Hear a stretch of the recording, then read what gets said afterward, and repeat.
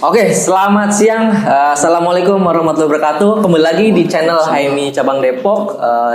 Di sini kita kedatangan seorang pemuda dan aktivis juga. Sekarang Abang Anta Maulana. Beliau seorang peneliti di bidang kemaritiman di Badan Riset dan Inovasi Nasional.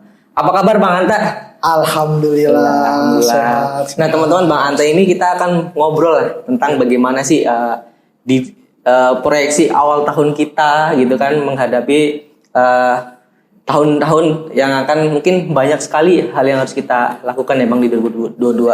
Nah, kita kedatangan seorang peneliti di Badan Riset dan Inovasi Nasional. Ya, mungkin kita akan sedikit banyak ngobrol Bang tentang bagaimana sih peran-peran pemuda dalam melakukan inovasi-inovasi dan penelitian.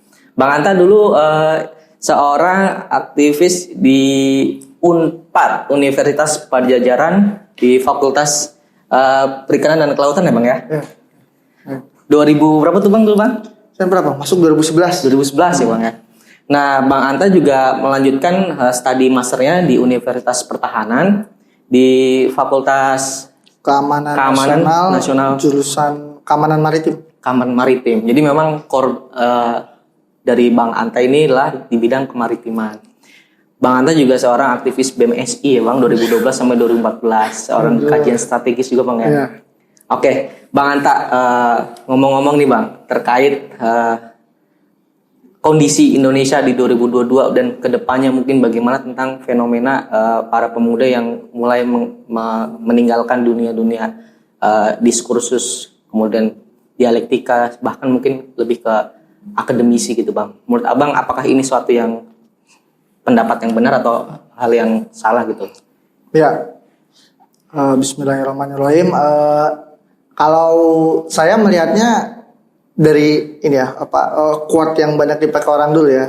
Setiap orang ada masanya, setiap masa akan ada orangnya gitu. Jadi memang kalau kita lihat sekarang kan dunia, bukan sekarang, bahkan dari zaman saya kuliah di tahun 2011-12 gitu ya, memang udah kelihatan bahwa terkait dengan diskusi gitu, terkait dengan aktivitas-aktivitas yang dilakukan oleh mahasiswa dulu gitu ya, mahasiswa zaman Orde Baru mungkin dari zaman Orde Lama gitu ya, itu sudah mulai bukan ditinggalkan tapi berkurang gitu. Ya kalau saya lihat mungkin karena memang kondisi yang ada sekarang itu membuat teman-teman jadi berkurang kegiatan-kegiatan seperti itu gitu. Cuman mungkin kita lihat dari segi positifnya adalah beralih ke hal lain. Misalkan ya ada yang orang kurang suka dengan diskusi, ada yang orang kurang suka dengan perdebatan ilmiah, tapi dia jago buat film, ya kan? Jago buat konten, ya kan? Jago dalam hal syair misalkan gitu. Jadi berjuang atau beraktivis itu kan gak harus selalu melalui kegiatan ilmiah atau kegiatan diskusi-diskusi ya gitu. Kalau zaman sekarang itu, mungkin zaman dulu ya gitu. Ya mungkin karena hal tersebut gitu. Jadi lebih banyak opsi gitu. Oke, sekarang karena terbukanya arus informasi dan teknologi. Betul ya. Nah Bang, ngomong-ngomong nih terkait dengan dunia kemaritiman ya, yang dimana kita negara maritim tapi tidak punya juga pelabuhan internasional. Jadi banyak sekali hal-hal yang tidak sesuai dengan apa yang jadi ciri khas negara Indonesia. Nah menurut Abang sebagai seorang peneliti di bidang kemaritiman ini, melihat hal ini tuh sebagai fenomena yang harus kita lakukan seperti apa Bang? Jadi pertama mungkin ya Bang, kalau saya ngeliatnya gini, jadi kita harus bedakan dulu antara maritim, kemudian kelautan, bahari.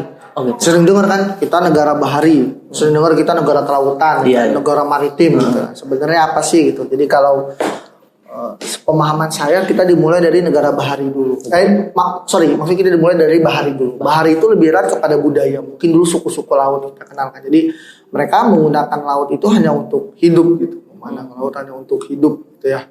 Lebih kepada hal-hal seperti itu gitu. Nah kemudian masuk ke dalam kelautan, laut gitu ya, kelautan. Nah ini melihat laut bisa sebagai bisnis dalam artian menangkap ikan, kemudian ikannya dijual gitu, kemudian melakukan seperti budidaya rumput laut gitu.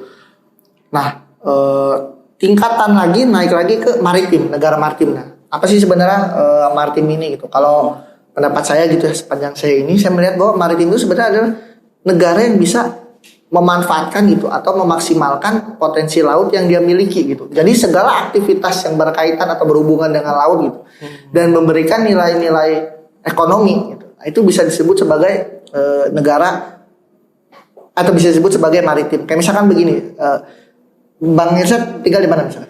Sekarang di Depok, Bang. Di Depok. Ya. Pasti kan kalau saya bilang apakah Bang Irsyad masyarakat bahari? Darat. Iya, darat. Bukan kan, maksudnya bukan masalah bahari. Tapi Bang Rizal tinggal di Depok. Iya. Tapi kerja sebagai pelaut atau kerja di kapal ikan. Apakah saya bisa bilang Bang Rizal sebagai masyarakat maritim? Bisa. Bisa. Kenapa? Karena Bang Rizal melakukan aktivitas di laut gitu. Nah, tapi kalau misalkan dibilang masyarakat bahari gitu, ya berarti yang tinggal di sekitar laut atau masyarakat pesisir yang tinggal di sekitar pesisir gitu. Nah, jadi memang itu dulu secara dasar, bukan dasar maksudnya dalam artian ya secara penjelasan awalnya gitu. Nah kemudian masuk kepada Indonesia sebagai negara maritim. Ya kalau saya bicaranya apakah Singapura negara maritim? Oh sangat maritim. Negara kecil tapi bisa memanfaatkan potensi laut yang dia punya. Ya, kita tahu kan kalau kapal ratusan ribu TEU mau masuk ke Indonesia, dia akan labuh dulu di Singapura kan, menurunkan barang-barangnya ya kan, kemudian pakai kapal lebih kecil baru masuk ke Indonesia gitu. Dia sangat maritim sekali. Ibarat begini, ada pertigaan. Kalau bikin tukang tambal ban di pertigaan itu bagus atau enggak? Bagus, ramai kan, lewat kan gitu kan. Nah, otomatis jadi ramai gitu. Nah, Singapura kayak gitu. Negara kecil gitu kan. Dibilang negara kepulauan bukan ya, ya kan? Bukan bang. Negara kelautan ya bukan gitu. Tapi negara maritim ya, dia sangat maritim gitu. Nah kalau Indonesia sendiri ditanya apakah Indonesia negara maritim, ya tergantung kita lihat perspektifnya seperti apa. Tapi yang pasti Indonesia adalah negara kepulauan. Mau dilihat dari manapun. Kalau kita mengacu pada United Nations Convention on the Law of the Sea tahun 1982 ya, hukum laut internasional itu ya, kita sudah masuk dalam pengertian negara kepulauan gitu. Kita bukan lagi terdiri dari gugusan kepulauan, kita punya 17.000 lebih pulau. Saya kalau sebutin jumlah pastinya nanti takut salah, harus lihat ini kan. Dan udah hampir 70% lebih pulau-pulau kita udah didaftarkan secara penamaannya gitu. Iya, kita negara kepulauan. Tapi kalau apakah kita negara maritim? Ya itu masih bisa didiskusikan. Tapi kita menuju untuk menjadi negara maritim, ya kita sangat menuju untuk menjadi negara maritim gitu. Dan bahkan potensi untuk menjadi negara maritim yang sangat besar, sangat ada sekali. Mau dilihat dari apa? Dari aspek apa? Pariwisata, obat-obatan, pelayaran, perikanan, sumber daya, energi. Mau dari mana kita ada semua gitu. Oke. Nah, berarti memang ya kalau persoalan kemaritiman ini juga kita banyak sektor-sektor elemen yang harus kita kaji bersama Bang. Bagaimana kita memandang Indonesia ini memiliki potensi-potensi kemaritiman yang sangat luar biasa. Nah, selama Abang nih di dunia peneliti, apa sih yang membuat Abang itu tertarik di dunia penelitian terutama di bidang kemaritiman gitu Bang? Sebenarnya saya kejebur ya. Kejebur kenapa tuh Bang? Cuman saya kejebur di jalan yang pas gitu. Jadi saya percaya kalau Allah itu memberikan kepada hambanya itu memang jalan terbaik gitu ya. Siap. Bukan yang kita mau. Kadang kita maunya Ferrari gitu ya. Ternyata dikasihnya Lamborghini gitu. Gitu. Jadi kita nggak tahu gitu. Kita maunya Ayla gitu. Datangnya Fortuner gitu. Nah, itu. Nah sebenarnya saya kejebur karena saya dulu sebenarnya nggak pengen. Saya dulu zaman 2011 siapa yang tahu perikanan ya? Thanks to Bu Susi 2014, Masya Allah Fakultas Perikanan Ilmu Kelautan itu naik betul. Naik daun. Kalau orang kuliah di mana? Kelautan, Susi. Perikanan Susi gitu. Waktu saya 2011 bener-bener kuliah di mana? Perikanan gitu misalnya. Itu mau nambah udang itu gimana gitu kan? Kalau sekarang kan masyhur banget. Masukannya susah sekarang gitu.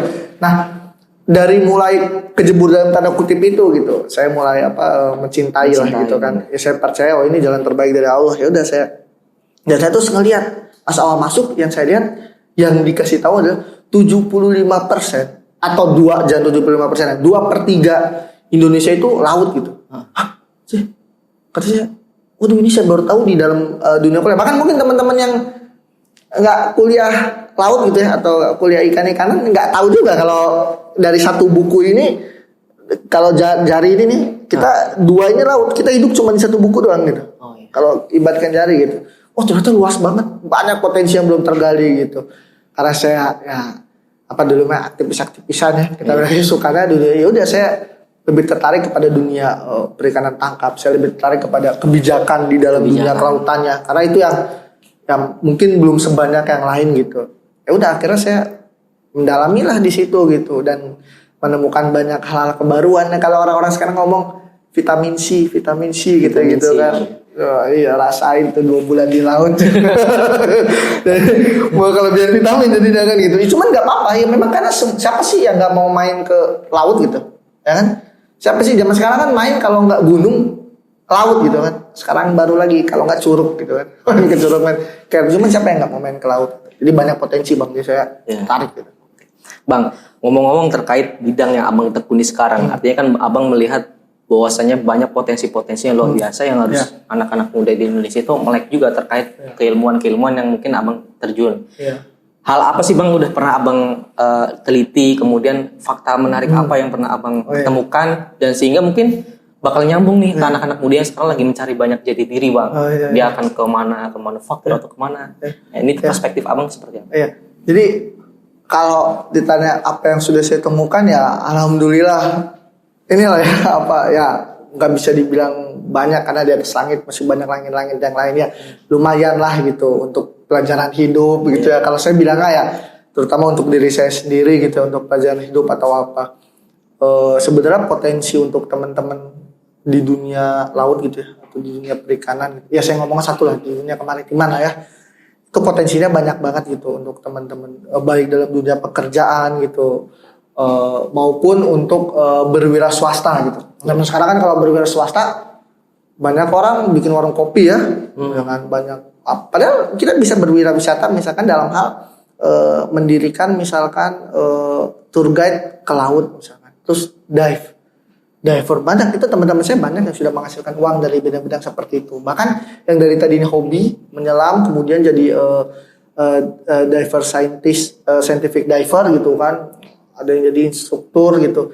Itu menjadi sebuah profesi gitu. Kemudian banyak teman-teman saya yang berusaha di bidang budidaya perikanan gitu. Kemudian ada teman saya juga yang YouTuber terkenal kok. Kalau nggak salah namanya Aquatic Freak gitu ya, yang buatin akuarium di rumah Baim Wong, Raffi Ahmad. Itu dari kampusnya gara-gara aquascape, suka aquascape. Oh sekarang buat aquascape itu segede bagi mungkin itu itu berawal dari hobi gitu, dari dunia kuliahan. Jadi memang banyak yang untuk teman-teman muda ini bisa dikembangkan gitu. Khususnya untuk orang-orang yang mencintai laut dan orang-orang yang mencintai ikan gitu. Dulu saya nggak suka ikan bang sebenarnya bang. Saya kalau ditanya alasannya gitu, orang laut nggak makan ikan, kata saya teman tidak makan teman.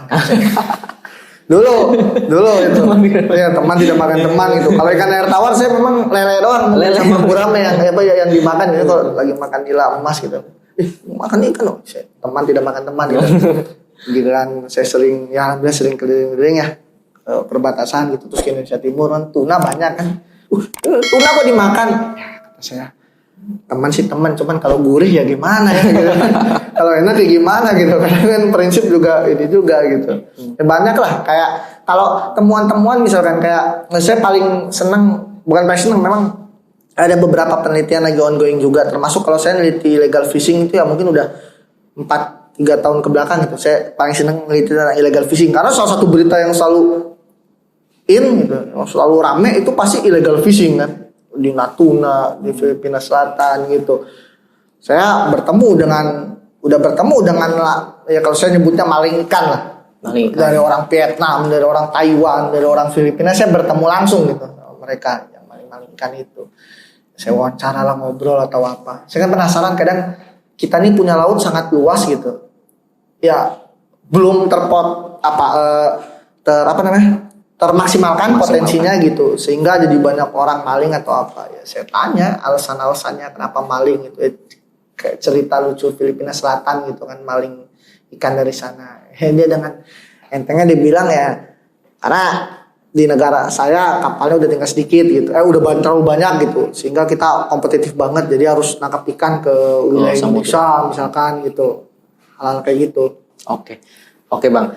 Saya nangkap berarti kan memang sektor-sektor kemaritiman ini memiliki sektor perekonomian yang bisa dimaksimalkan ya tadi Abang di apa namanya di pariwisata bahkan tentang sumber daya kelautan bahkan laut Cina Selatan itu kenapa berkonflik adalah untuk memperebutkan sumber daya laut gitu. Iya, betul. Oke. Jadi lumayan ini ya, maksudnya kita lagi jadi terbuka bahwasanya di bidang kemaritiman ini sangat lumayan seksi lah bahasanya kalau kita sebut, dan mungkin anak-anak muda kita memang yang berada mungkin di daerah-daerah saya, mungkin saya di Cilacap. Itu ada PPN, ada Perikanan Nusantara itu besar sekali Cilacap ya.